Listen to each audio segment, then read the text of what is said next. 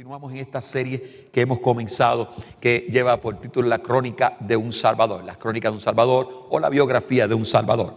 Mencionaba yo la semana pasada que esta serie viene como un despertar dentro de mí en cuanto a la importancia de nosotros conocer al Señor profundamente. Y a veces decimos, bueno, pastor, después de tantos años de convertido, usted viene a decirme a mí si yo conozco o no conozco al Señor. Bueno, es precisamente por esa razón que a veces nos metemos en tantos borlotes, en tantos problemas, ¿no?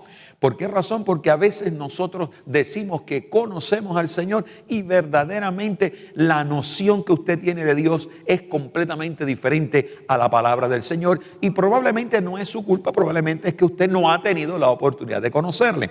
A veces nosotros invertimos mucho tiempo. A mí me fascinan mucho las biografías, me fascina escuchar, leer de gente famosa, me gusta, lo encuentro interesante, aprendo mucho de liderato cuando leo sobre personas que han prosperado, que han levantado negocios. Me gusta muchísimo porque algo aprendo.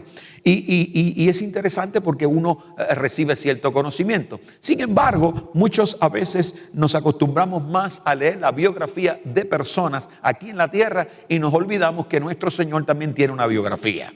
Hay una historia, hay unas crónicas que están registradas y que verdaderamente nos dan a nosotros o nos dan a nosotros un cuadro correcto de la persona de Jesús y lo que Jesús es capaz de hacer, y muchas cosas podemos nosotros aprender. A veces hay cosas en las Escrituras que nosotros las tomamos como muy simples. Amado, la palabra del Señor no es simple en ese sentido que usted piensa.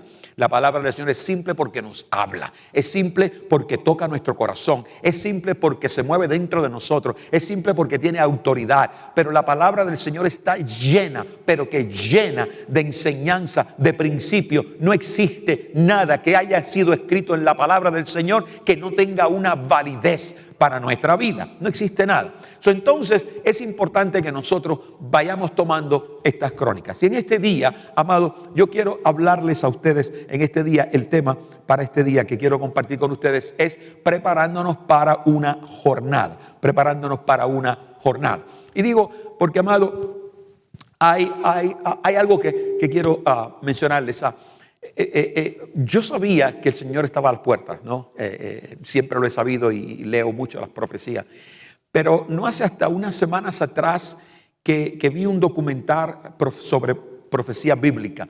Lo pueden ver en Amazon Prime, lo pueden ver. Se llama, creo que The Contingency, algo así, The Contingency.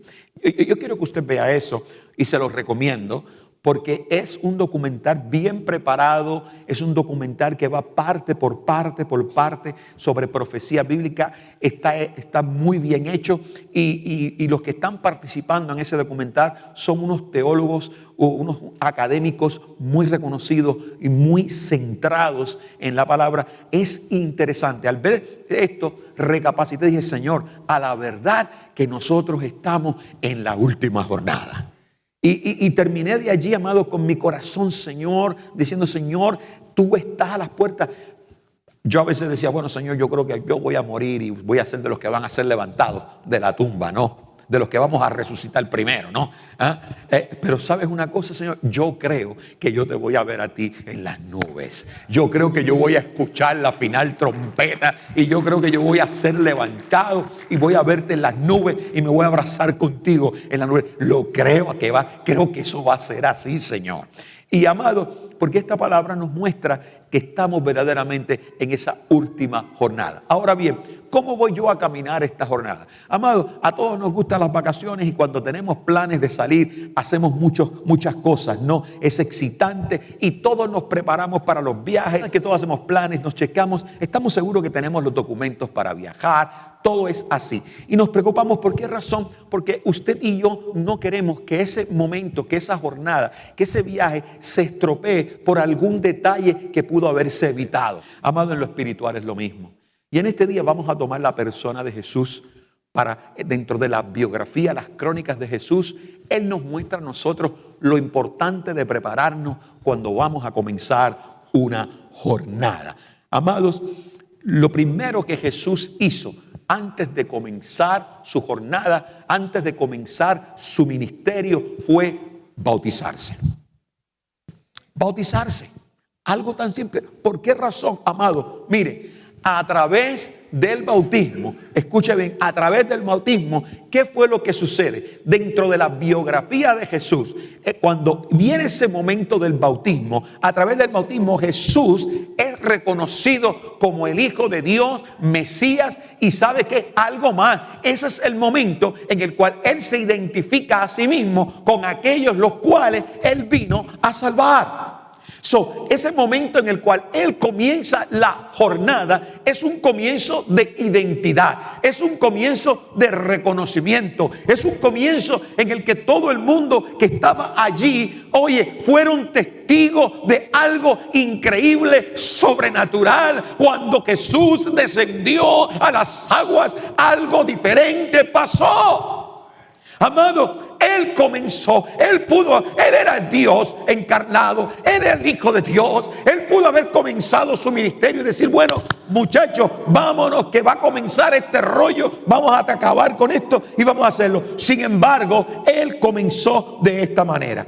Que luego, amado, ¿qué pasa eso? Entonces, Él fue llevado al desierto para allí ser tentado. Ahora bien, aquellos amados quienes confiaban en Jesús, aquellos que confían, tienen el mismo espíritu, tienen una misma identidad como hijos de Dios, tienen la misma palabra y la misma escritura, permitiéndonos a nosotros enfrentar las tentaciones a través de Él.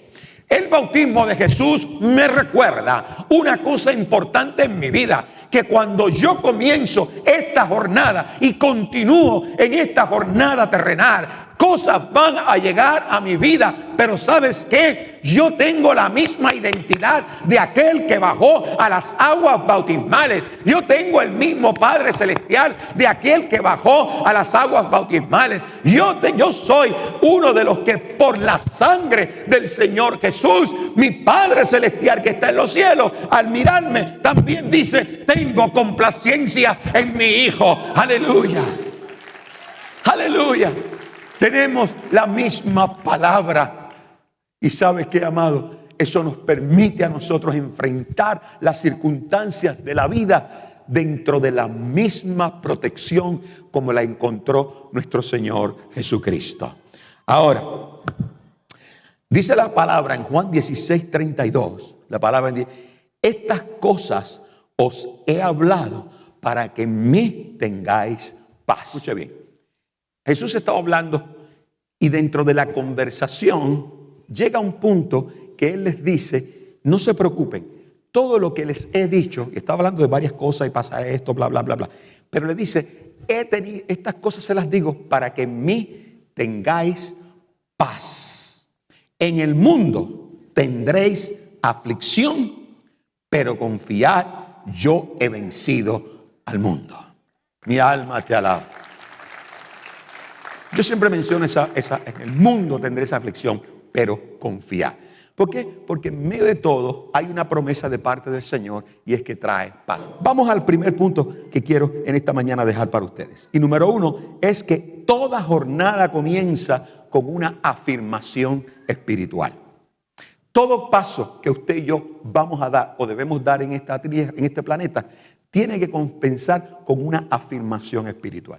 Amado, tú tienes tu profesión, yo tengo la mía, el otro tiene la de él, y usted puede hacer 20,000 planes, todos los planes que usted quiera.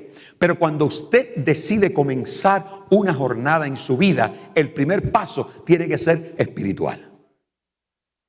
Nosotros no somos como los demás en el mundo, que comenzamos las cosas a golpes.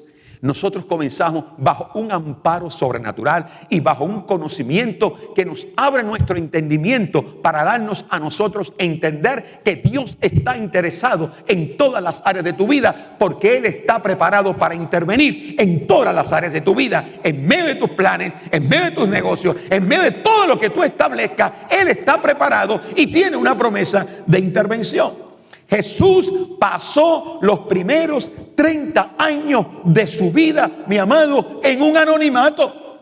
Jesús, nadie lo conocía como rabino o como nada. Él era Jesús, el hijo de José y María, y él hacía lo mismo que hacía su papá terrenal. Él era carpintero, él era contratista, él construía casas, él hacía mesas. Siempre lo ponen como que hace mesas y sillitas. En aquella época la palabra carpintero no significaba ebanista, significaba contratista. Hacían de todo.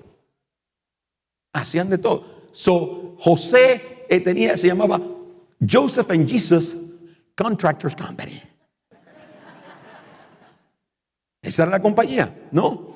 Entonces, él afirmó, Lucas y toda su familia se encontraba viviendo en la región de la Galilea. Y dicho sea de paso, escucha bien, el 80% del ministerio de Jesús fue alrededor de ese lago.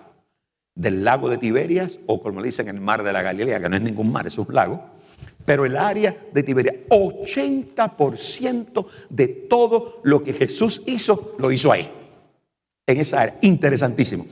Lucas, en el capítulo 2 y verso 52, espero que este se lo haya dado correcto. Lucas 2:52 dice: y Jesús crecía en sabiduría, estatura y en gracia para con Dios y los hombres.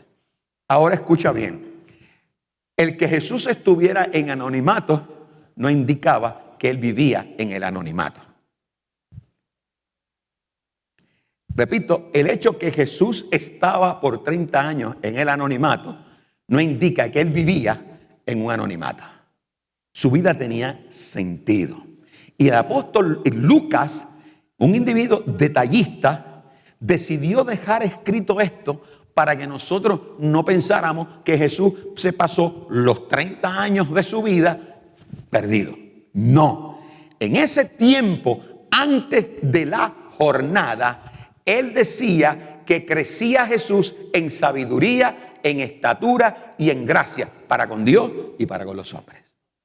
Eso indica que en ese tiempo él estudiaba, él buscó de Dios, él se preparó, él fue haciendo planes y él iba creciendo, y su testimonio era de agrado delante de Dios y delante de los hombres. Para cuando Jesús decide comenzar su ministerio, la gente sabía quién era Jesús. Su reputación y su testimonio le seguían. No fue una persona que se lanza de esa manera. Así que antes de que Jesús comenzara a enseñar y a hacer milagros, él insistió primero y dijo: bueno, ya voy a comenzar, ahora yo quiero ser bautizado. Qué interesante. En Mateo 3:13 dice: entonces Jesús vino de Galilea a Juan al Jordán para ser bautizado por él. En el momento que Jesús decide salir de ese anonimato en el que había estado, el primer paso de su jornada es: voy a buscar la afirmación espiritual para esta jornada. Voy a comenzar donde todos debemos comenzar. Me voy a ir a bautizar. Ahora, yo quiero decirte una cosa, y dice que fue al Jordán a donde Juan. ¿Por qué razón? ¿Por qué razón? Te voy a decir lo siguiente, esto quiero que lo pongas aquí en tu mente. El bautismo de Juan era un bautismo de arrepentimiento. La gran mayoría, por no decir casi todos, de los que estaban yendo a las aguas bautismales no eran judíos. No eran judíos. Eran gente común, gente del pueblo, eran gentiles. Gentiles. Entonces, ellos iban a las aguas bautismales porque era parte de la ley que cuando estas personas comunes querían recibir a Dios como su Dios y reconocerlo como su Dios, tenían que pasar por el proselitismo. O sea, convertirse a la religión de los judíos.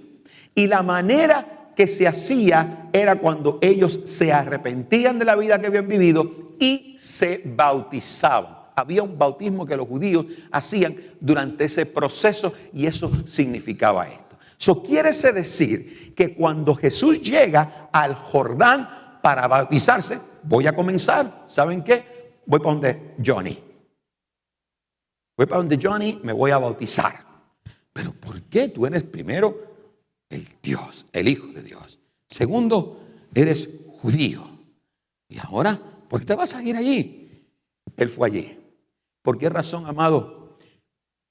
Porque Él marcó su identidad. El mismo Jesús dijo que Él no había venido por aquellos, sino que Él vino por los que no tenían nada. Entonces Él llegó al lugar donde Él estaba. Y aunque Él era judío, su misión era tomar los pecados de la humanidad, tomar todo sobre de Él, para entonces nosotros fuéramos perdonados. Mi alma te alaba, Jehová. Entonces Él está proféticamente bajando a las aguas bautismales, porque Él es uno de esos los cuales tenía que pasar. Por eso es que Él, lo vamos a ver más adelante, vamos a verlo. En Mateo 3, capítulo, versos 14 y 15. Entonces, porque se necesitaba ser bautizado. Pero Juan intentó convencerlo de que no lo hiciera. Yo soy el que necesita que tú me bautices, dijo Juan. Entonces, ¿por qué vienes tú a mí? Me lo dejan ahí. ¿Por qué vienes tú a mí? Cuando el Señor Jesús llega y ve que, cuando Juan lo mira y ve que Jesús llega y comienza a entrar a las aguas, ¿qué está haciendo Juan? Bautizando a gente común que necesitaban a Dios. ¿Por quién vino Jesús? Vino por toda la humanidad, para que todo aquel que en Él crea no se pierda, mas tenga vida eterna. Vino a afirmar su identidad. Vino a comenzar desde más abajo para llegar a más arriba. Y el problema es que nosotros nos creemos mejor que Jesús y queremos comenzar por arriba, y es cuando nos pegamos bien abajo. ¿Is that right? Entonces le digo, intentó convencerlo. No lo haga. Yo soy el que necesita que tú me bautices. ¿Por qué razón? Bueno, porque por ley también Jesús era superior a él. ¿Cómo si tú estás por arriba de mí, vas a venir a donde mí, que yo estoy por debajo? Es al revés. Eso tú no me puedes, tú me tienes que bautizar a mí, no soy yo a ti.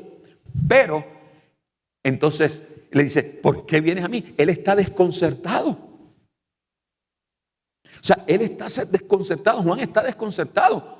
Párate, ¿por qué es que tú estás viniendo conmigo? ¿Qué es esto? ¿Qué significa esto? ¿Qué pasa aquí? ¿Por qué vienes a mí si eso no se supone que pase? Yo soy el que debo ir donde estás tú, pero ¿por qué vienes tú a mí? Esta es la interrogante grande. Aun cuando Jesús se encontraba, amados, laborando con su familia en tareas comunes, Él sabía que todo el mundo lo estaba esperando. Él sabía la promesa del Padre. Él sabía que la humanidad lo esperaba, el mundo entero, todos seres humanos lo esperaban, los que estaban en aquel tiempo y los que nacieron después, como usted y yo, y los que estamos en esta mañana, en el 2022, en este lugar. Jesús sabía que había venido por nosotros. Esa es la biografía de nuestro Señor, ¿no? Qué tremendo. Amado, todo el éxito en cualquier obra que nosotros emprendamos está determinado por la sabiduría ejercida en el momento en el que nos embarquemos en lo que hemos escogido hacer. Y eso es un principio de vida importantísimo.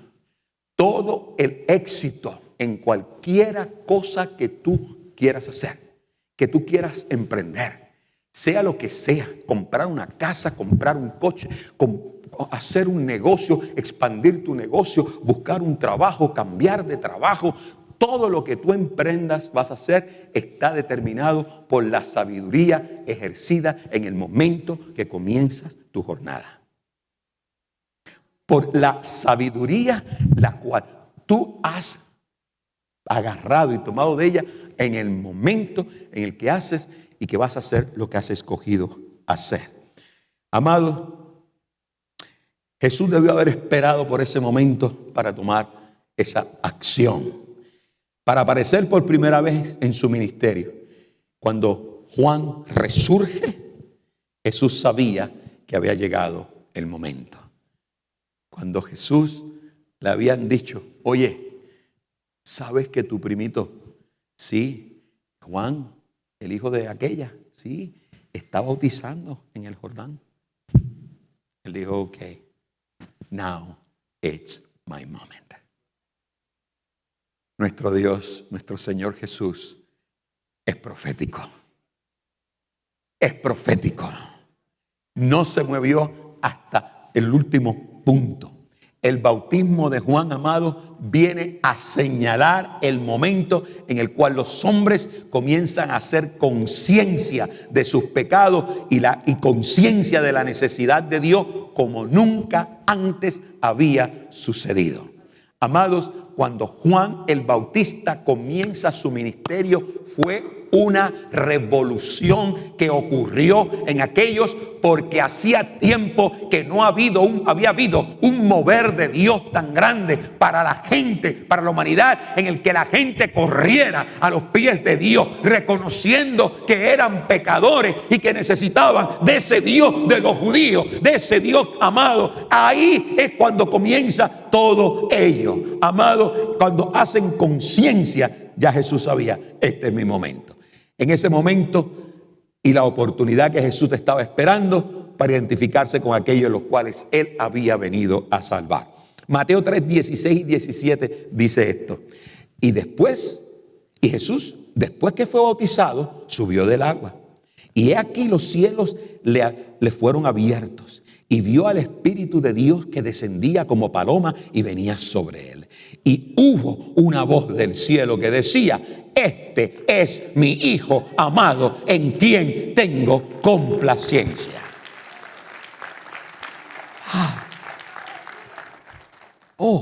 Y Jesús, después que fue bautizado, salió del agua.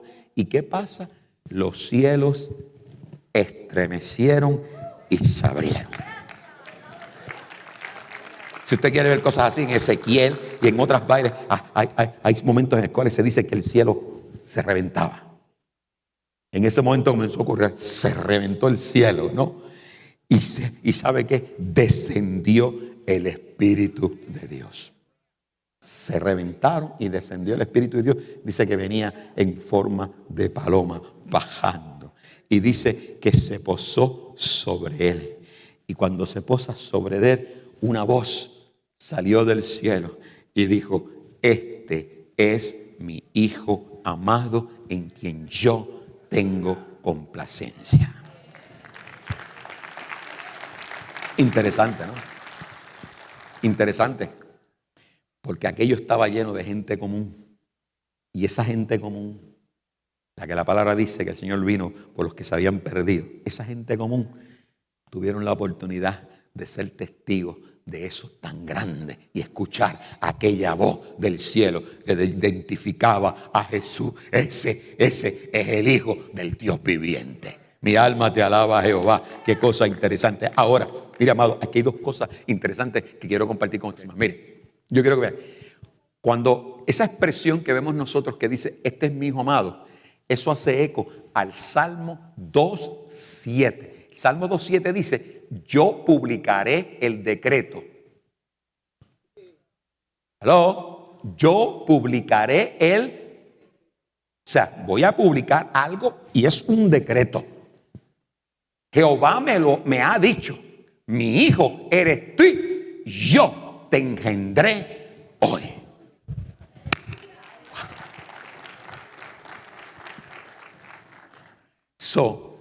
En el Salmo 2:7 ya proféticamente se estaba dando esa escena. O sea, quiere decir que el salmista al escribir este salmo estaba mirando una escena. La otra expresión, en quien tengo complacencia, ese hace eco a Isaías 4:42:1, que dice, he aquí mi siervo, yo te sostendré, mi escogido, en quien mi alma tiene contentamiento. He puesto sobre él mi espíritu y él traerá justicia a las naciones. ¡Ya! ¡Aleluya! El bautismo de mi Señor fue un acto completamente profético donde la humanidad en aquel entonces y usted y yo en esta mañana, en este lugar, somos testigos de un evento profético. ¡Aleluya! Isaías, el profeta mesiánico, lo dijo: he aquí mi siervo, yo le sostendré, mi escogido, en quien mi alma tiene contentamiento. He puesto sobre él mi espíritu y él traerá justicia a todas las naciones. Sea el nombre de Dios glorificado. A todas las naciones, a todas las naciones. No quedará una nación en este mundo que no reciba la justicia de Dios, llámese como se llame: Rusia, China, Irán, Irak, el mundo árabe, el mundo musulmán, el mundo de los budistas, India, lo que sea, van a escuchar y tendrán que recibir la justicia del Dios viviente a través del Hijo. Y fíjese, eso que sucedió lo registran los apóstoles, porque así mismo fue. Esto es para el que todavía tiene duda. Segundo punto: Dios no está ajeno a nuestros momentos de tentación. No está ajeno a nuestros problemas. No está ajeno a los obstáculos que nosotros vamos a recibir. No está ajeno. Vamos a leer una porción y la voy a leer rapidito porque tenemos Santa Cena. Pero Mateo capítulo 4 y versos del 1 al 11. Rapidito dice: entonces Jesús fue llevado por el Espíritu al desierto para ser tentado por el diablo. Y después de haber ayunado 40 días y 40 noches, tuvo hambre. Y vino a él el tentador y le dijo: si eres hijo de Dios, di que estas piedras se conviertan en pan. Él respondió y dijo: escrito está, no solo de pan vivirá el hombre, sino de toda palabra que sale de la boca de Dios. Acuérdense que del Antiguo Testamento el Señor ya estaba exponiendo que la palabra que sale de su boca no regresará vacía, que hará lo que yo acabo para hacer y va a prosperar. Amén. Y cuando Juan comienza a hablar de Jesús, dice: y el verbo se hizo carne. Y la palabra se hizo carne. ¿Aló? Para que no se le pase esto, ¿no? Y él respondió: escrito, no solo va a vivir hambre, sino la palabra de él. Entonces el diablo le llevó a la ciudad, a la santa ciudad, y le puso sobre el pináculo del templo y le dijo: si eres el Hijo de Dios, échate ahí abajo, porque escrito está, a sus ángeles mandará cerca de ti y en sus manos te sostendrá para que no tropieces con tu pie en piedra. Jesús le dijo: escrito está también que no tentarás al Señor tu Dios. O sea, este diablo está tremendo, ¿no? También se sabe las escrituras, ¿no? Saben que en mi comienzo en la universidad, en el primer año, tuve un profesor de humanidades, ateo, pero sabía más Biblia que todos los cristianos, de la tapa a tapa. No le funcionaba, no obraba en él, pero intelectualmente la conocía. Entonces dice: otra vez le llevó el diablo a un monte muy alto y le mostró todos los reinos del mundo y la gloria de ellos. Y le dijo: todo esto te daré si postrado me adorares. Entonces Jesús le dijo: vete, Satanás, porque escrito está, al Señor tu Dios adorará y a él solo servirá. El diablo entonces le dejó y aquí vinieron ángeles y le servían. Amado, luego del bautismo, escuche bien, luego del bautismo Jesús es dirigido, es llevado por el Espíritu al desierto para ser tentado. Esto nos muestra a nosotros una cosa: que esa partecita en la jornada del Señor, por eso él fue bautizado, cumplió con todo, hizo su afirmación espiritual y todo, porque al Padre Celestial se le ocurrió una maravillosa idea. Le dijo: Junior, now you are baptized. Ya estás bautizado, ya acabaste con todo. Ven, que vamos a probar todo esto bien probadito. Test drive. ¿O drive test? Test drive. Test drive. Y lo llevó, le ocurrió la idea de llevarlo al desierto. Te voy a traer aquí porque el chamuco quiere jugar contigo un rato. Y yo sé quién eres tú. Y yo sé quién eres tú. ¿Se acuerdan que unos cientos de años para atrás, esa misma escena yo la vi otra vez? Hop. Ahora el Padre dice: ¿sabes qué? Ven para acá. Entonces, amado, esto nos muestra que fue idea de Dios de llevar a Jesús a ese momento indicado. Esto que Dios nos indicando esto que Dios no está a la defensiva en este asunto, sino por el contrario, Dios no estaba a la defensiva, Dios estaba a la ofensiva, demostrando la superioridad de Jesús sobre Satanás.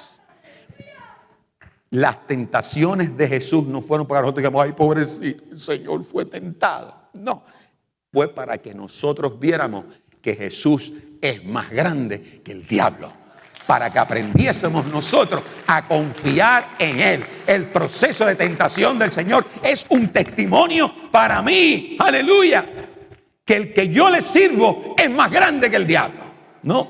Suegro amado, la Biblia describe a Jesús como el último Adán.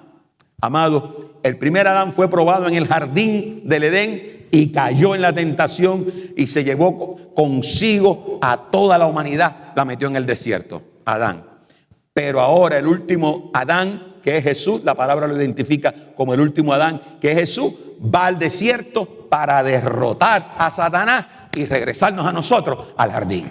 Mi alma te alaba. Aquel fue a buscarnos allá en el primer Adán, nos mandó a Adán por el tubo, nos sacó del jardín. Pero aquí viene Jesús y regresa al desierto.